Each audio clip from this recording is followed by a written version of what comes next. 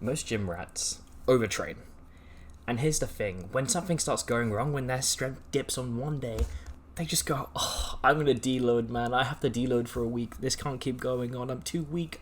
I'm clearly, I must have been overtraining or something. My sleep mustn't have been good. It must have been something like that. And then you have Anatoly. This guy doesn't take deloads. This guy cares about building muscle. This guy doesn't overtrain, but he doesn't know the signs of overtraining. And it's possible that some things may align in his life, like he had a common cold, and he maybe as a result of that he overtrained, or he had a stressful week and didn't get enough sleep, and as a result he overtrained. So he knew the sort of signs he could spot, and he could say, okay, let me take a day off now. I think I need it, or let me do a little bit more of, my recovery protocol. Let's bring in the emergency stuff and try and make a dent in this fatigue. When I first started, I did 4 sets in exercise. The first one had 5, big heavy compounds had 5 sets, and I was doing about 10 exercises per muscle group per day. So we're talking like 2-3 hour days, because my rest breaks, I would literally do 45 seconds. I'd sit there and I'd count in my head, and honestly, I don't use that anymore. I use a timer. But back then, when I would leave, I would have the 45 seconds going over and over and over again on repeat, like on the way to my house, because the entire workout had like put me in this trance of counting to 45 between sets, and it was kind of insane. I'd always like catch myself laughing at it when I leave the gym and I'm unintentionally counting to 45 like some crazy person, but that's the thing. I was overtraining, and I didn't even know the signs to look for. I didn't even know how to tell. But that's the thing. Overtraining is something where if you're doing too much, if you're doing junk volume, if you're not going to failure, if you don't have enough rest breaks, you don't even have to look for this. You don't even have to look for overtraining signs, because you're doing it. We cannot start talking about the signs you can find and things to address when we haven't even isolated the scenario. So the first thing to do is literally to just, for 2 months, train properly. Have the right amount of sets, the right amount of, proximity to failure. Literally, 6 exercises max a day. Go to failure in every single one. 2 sets per exercise. And then we can start worrying about overtraining, because we're now training properly.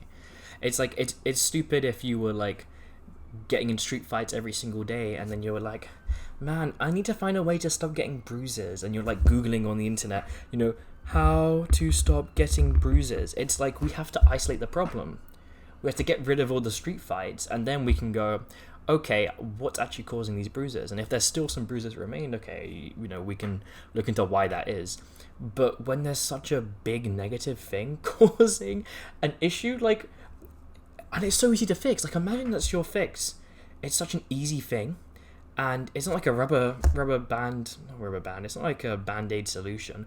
This is like something super actionable, and then if you overtrain in the future, you can notice. And that's the thing. How can we actually spot overtraining when we're not doing this sort of thing? When we're not doing the old 20 exercise days with 4 sets? And how can we spot? I mean, that's the thing. Overtraining is super easy to kind of detect when you're training normally, because when your training's proper, your recovery is in such a way where you feel refreshed. Like, these are uplifting sessions. They make your overall life quality better. And so every now and then, maybe we have a headache. Maybe we're starting to feel a bit more sore after sessions, or we just feel like something's off. Like, overtraining's super easy to spot, because when you train properly, it just becomes a question of other things. And usually other things are something you can notice. Something like not getting good sleep, or being a bit more stressed, or having a cold. Like, you don't even need to spot overtraining anymore. You don't have to look for the signs of it. You just have to look into your outside life and look at extra stresses, and then think, okay, yeah, this is definitely going to affect something.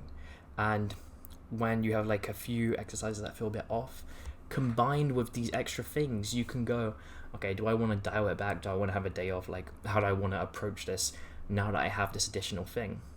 And when you switch this mentality, it's super good, man.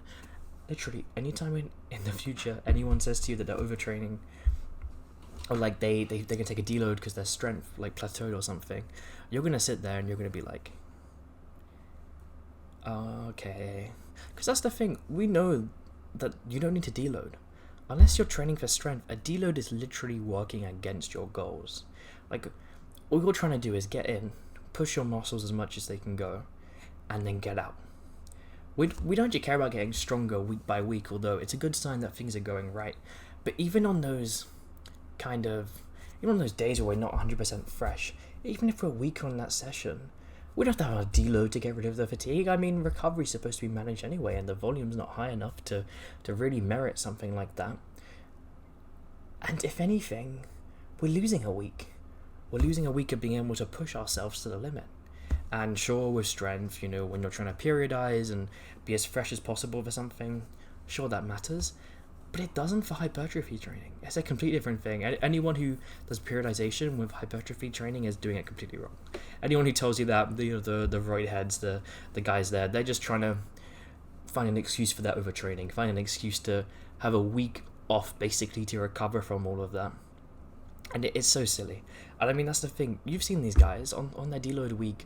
They can't do it because they miss it, and they're literally in a place. It's like going to an amusement park and then saying that you're not going to go on any rides.